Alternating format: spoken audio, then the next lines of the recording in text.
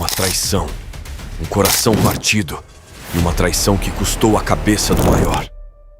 Em uma entrevista recente, a esposa do Elmaio Zambada revelou a verdade por trás da traição dos Chapitos, além de alguns segredos que ninguém imaginava. O que foi que ela contou? Fique até o final do vídeo e descubra. Antes de começar, deixe seu like e inscreva-se no nosso canal para não perder conteúdos como esses. Agora vamos começar. A luz tênue do quarto iluminava o rosto cansado da esposa de Ismael Elmaio Zambada. Sua voz, quebrada pela dor e pela traição, revelava uma história que poucos conheciam, uma que ocultava uma verdade obscura por trás da aparente lealdade e laços de sangue do cartel de Sinaloa. Naquela tarde, em uma entrevista clandestina, a esposa de Elmaio decidiu romper o silêncio e compartilhar como a ambição desmedida e a cobiça dos Chapitos, filhos de seu compadre Joaquim El Chapo Guzmán, levaram à maior traição que jamais imaginaram.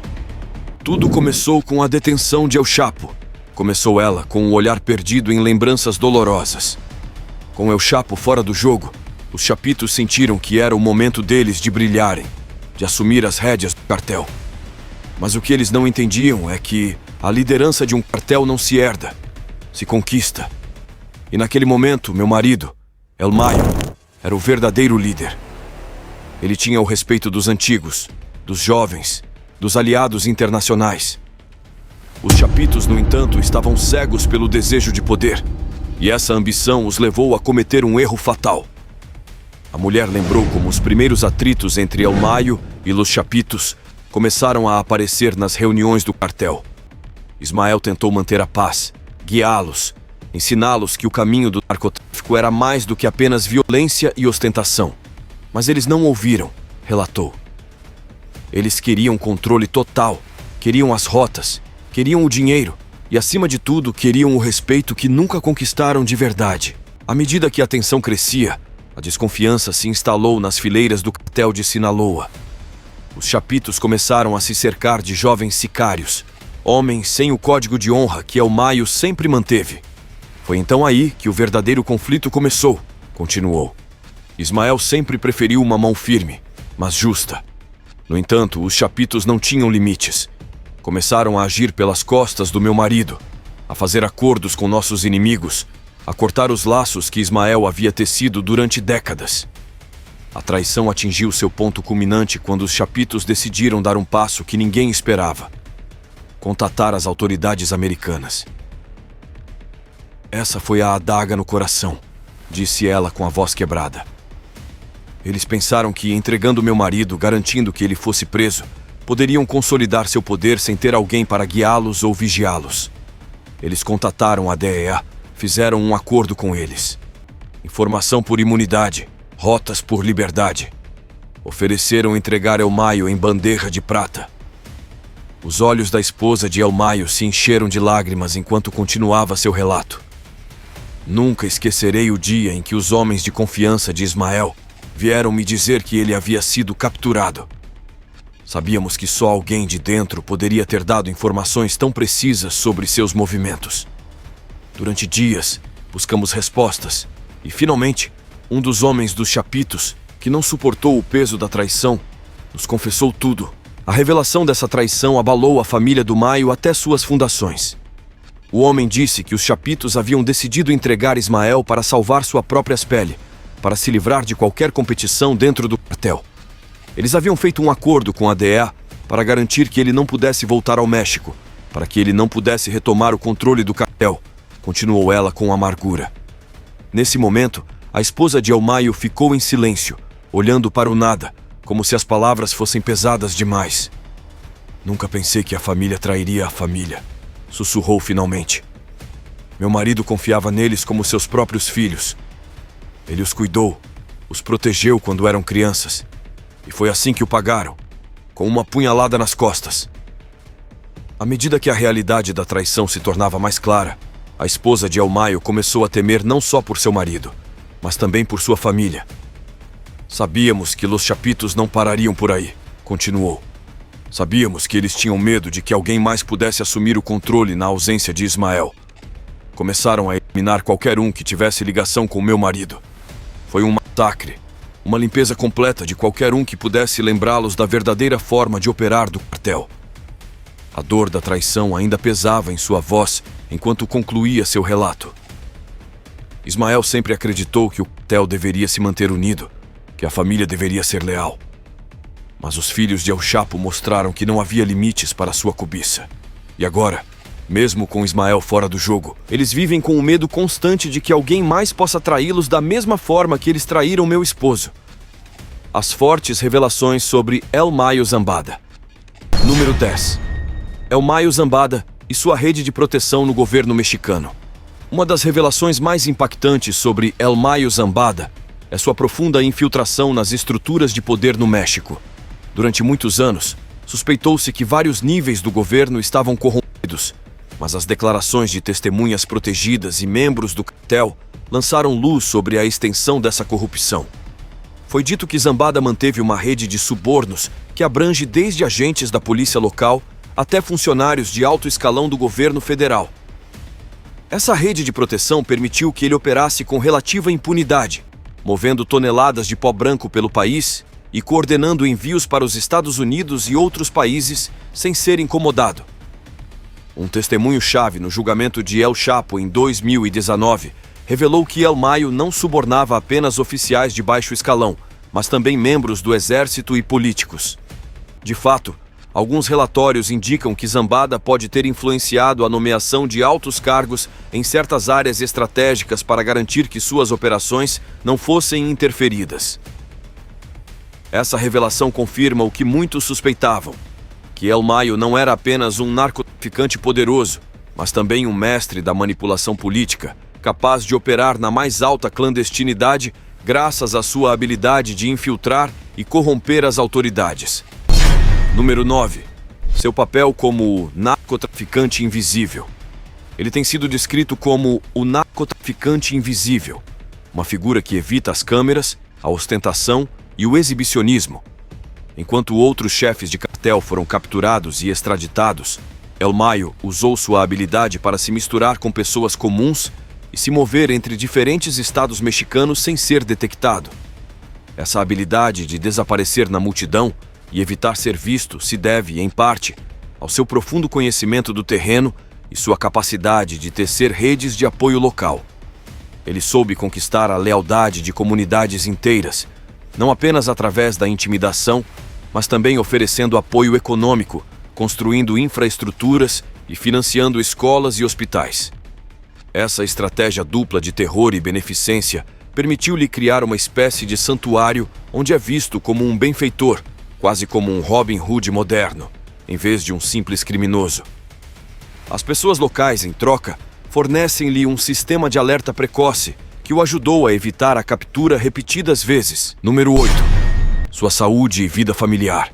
Uma fraqueza desconhecida. Sabe-se que Zambada enfrentou numerosos problemas de saúde nos últimos anos, o que o obrigou a adotar um perfil ainda mais baixo. Esse estado de saúde debilitado levantou questões sobre o futuro do cartel de Sinaloa e quem poderia sucedê-lo caso ele não consiga mais liderar. Relatórios sugerem que ele sofre de diabetes e problemas renais, o que restringiu sua capacidade de se mover e operar com a mesma liberdade de antes. Além disso, ao contrário de outros chefes de cartel que foram traídos por membros de sua própria família, a família de El Mayo demonstrou uma lealdade inabalável. Vários de seus filhos estão envolvidos no narcotráfico, mas nenhum forneceu informações que pudessem levar à sua captura. Isso gerou especulações sobre como El Mayo gerenciou suas relações familiares, conseguindo manter um controle rígido sobre seus parentes e associados próximos. Apesar de seus problemas de saúde, parece que El Mayo conseguiu estabelecer uma estrutura de liderança em que sua família direta continua a desempenhar um papel predominante, o que poderia garantir a continuidade de sua influência, mesmo que sua saúde continue a se deteriorar. Número 7. O uso de técnicas de guerrilha e táticas militares no narcotráfico. Ao contrário de outros líderes do narcotráfico que se concentraram principalmente na corrupção ou na violência direta para manter o controle, El Mayo integrou táticas avançadas de combate e estratégia militar em seu modus operandi. Relatórios de inteligência sugerem que Zambada estudou estratégias de guerra de guerrilha e táticas de insurgência, aplicando esses conhecimentos ao tráfico de drogas e à defesa de seu território. Sob a liderança de El Mayo, o cartel de Sinaloa estabeleceu um sistema de zonas liberadas, áreas onde o cartel exerce um controle total, semelhante ao de um governo paralelo. Essas áreas são protegidas por complexas redes de vigilância e sistemas de comunicação que lembram técnicas utilizadas por grupos insurgentes em outras partes do mundo. Por exemplo, eles usaram túneis não apenas para o contrabando de drogas, mas também como rotas de fuga e esconderijos. Além disso, suas operações incluem treinamento em táticas de combate e o uso de armamento sofisticado, que vai desde fuzis de assalto até lança-foguetes. Essa revelação sugere que Zambada não é apenas um chefe do narcotráfico, mas um estrategista militar que aprendeu e adaptou métodos de guerra para proteger e expandir seu império. Número 6. A suposta conexão espiritual e crenças místicas de El Mayo. Segundo alguns rumores de pessoas próximas ao seu círculo, Zambada mostrou um interesse particular em práticas espirituais que incluem a santeria e outras formas de misticismo indígena. Disse que ele consulta regularmente santeiros e curandeiros para obter orientação espiritual e proteção. O mais curioso dessa revelação é que Zambada, ao contrário de outros líderes do narcotráfico que buscam o apoio de figuras religiosas populares, mantém suas práticas místicas em segredo e longe dos olhos do público. Ele foi descrito como um homem reservado, que não compartilha facilmente suas crenças, mas que confia profundamente em certos rituais e cerimônias para garantir seu sucesso e proteção. Além disso, disse que Zambada acredita na existência de uma força espiritual que o protegeu ao longo dos anos e que ele realiza oferendas periódicas para se manter no favor dessa força. Essa conexão espiritual poderia explicar, em parte, como ele conseguiu se manter fora do alcance das autoridades durante tanto tempo, baseando-se não apenas na corrupção e na violência, mas também em uma rede de proteção que ele considera divina. Número 5. Sua vida dupla. O homem de família por trás do chefe.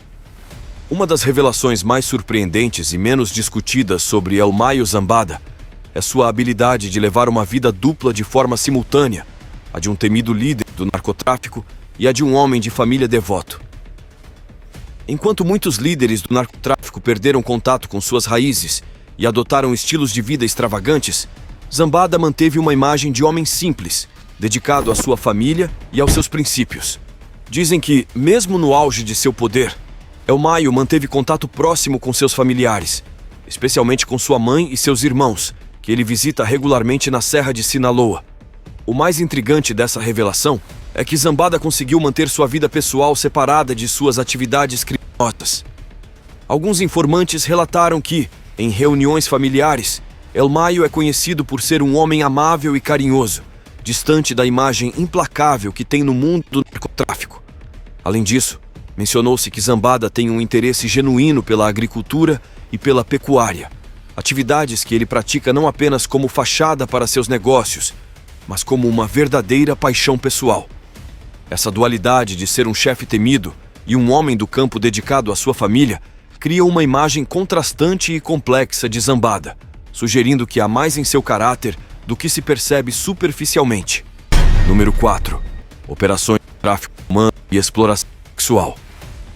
Enquanto o cartel de Sinaloa é conhecido principalmente pelo tráfico de pó branco, relatos recentes e depoimentos de vítimas indicaram que o cartel, sob a direção de Zambada, esteve envolvido no tráfico de pessoas em grande escala, especialmente na exploração sexual de mulheres e meninas.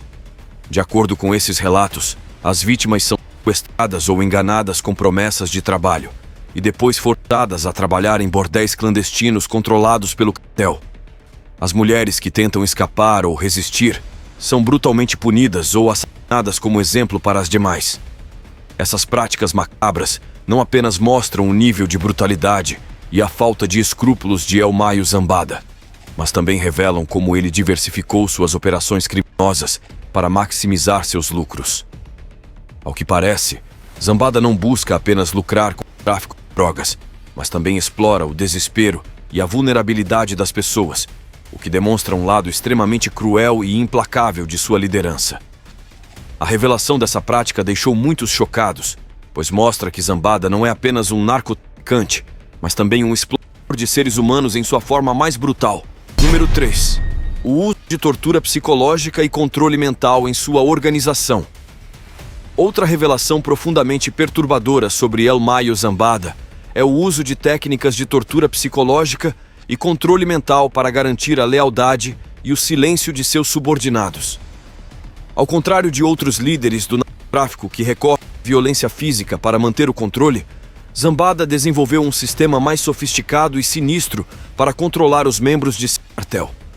De acordo com alguns desertores e testemunhas, El Mayo utiliza métodos de manipulação psicológica que incluem ameaças às famílias de seus subordinados, privação de sono e isolamento prolongado para quebrar a vontade daqueles que ele considera desleais ou que sabem demais. Além disso, foi informado que Zambada emprega psicólogos e especialistas em comportamento humano para desenvolver técnicas de controle que mantenham seus homens em um estado constante de medo e dependência emocional.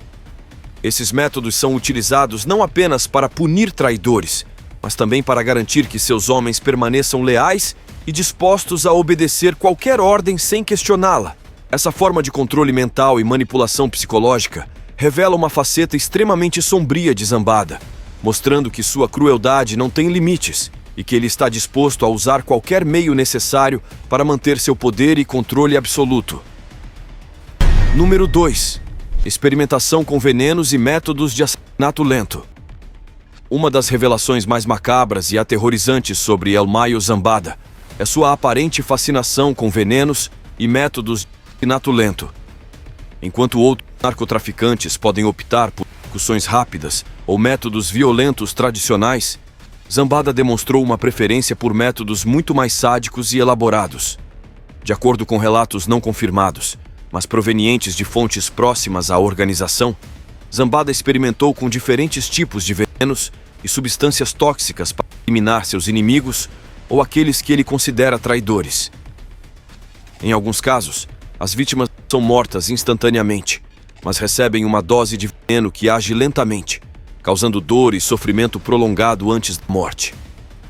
Esses métodos servem não apenas para eliminar os inimigos, mas também como um aviso macabro para qualquer um que pense em trair o cartel.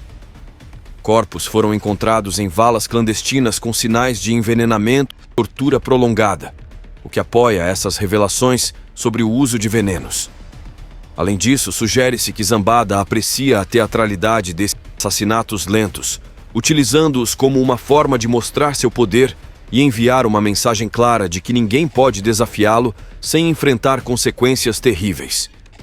Esse lado obscuro e sádico de Zambada revela um grau de crueldade que vai além da violência convencional do narcotráfico, mostrando uma mente calculadora e perversa que desfruta de infligir sofrimento aos seus inimigos. Número 1. Sua relação com os filhos do El Chapo. Os filhos do Mayo Zambada, Vicente, Serafim e Ismael, cresceram na sombra de seu pai, adquirindo uma compreensão profunda e estratégica do negócio do narcotráfico. Vicente, conhecido como El Vicentilho, foi uma figura-chave na organização, liderando operações logísticas e estabelecendo rotas de tráfico de pó branco para os Estados Unidos. Serafim e Maíto Gordo também desempenharam papéis importantes, manejando aspectos operacionais e financeiros do Império. Por outro lado, Los Chapitos, Iván Arquivaldo, Jesus Alfredo e Ovidio Guzmán herdaram não apenas o nome de seu pai, mas também sua brutalidade e astúcia no mundo do crime. Ao longo dos anos, ambas as famílias colaboraram estreitamente em múltiplas operações.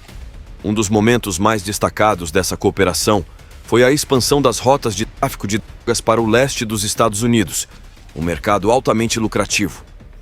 Utilizando sua rede de contatos e seu conhecimento do negócio, Vicente Zambada e Los Chapitos coordenaram o envio de grandes carregamentos de cocaína e metanfetaminas através de rotas que evitavam a vigilância das autoridades. Essa colaboração resultou em ingressos multimilionários para o cartel e fortaleceu seu controle sobre o mercado americano. No entanto, essa aliança não esteve isenta de conflitos. A captura do Chapo em 2016 e sua posterior extradição para os Estados Unidos em 2017 deixaram um vácuo de poder que tanto os filhos do El Mayo quanto Los Chapitos tentaram preencher.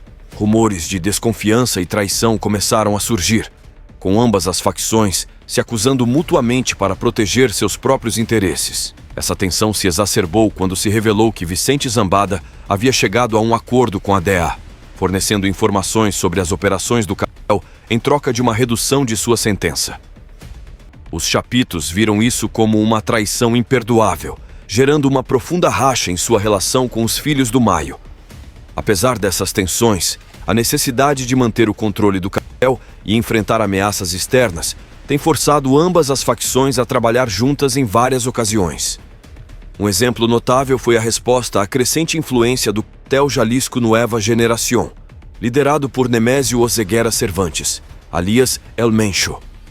A ameaça do CGNG, conhecido por sua extrema violência e sua rápida expansão, obrigou os filhos do Maio e os chapitos a se unirem para defender seu território e operações. Essa aliança temporária demonstrou a capacidade de ambas as famílias de deixar de lado suas diferenças e enfrentar inimigos comuns quando seus interesses estavam em jogo. A rivalidade entre os filhos do Maio e os chapitos também se manifestou em seu controle sobre cidades-chave de Sinaloa. Culiacán, a capital do estado, tem sido um cenário de conflito. Com isso, gente, chegamos ao final deste vídeo. Muito obrigado e até a próxima.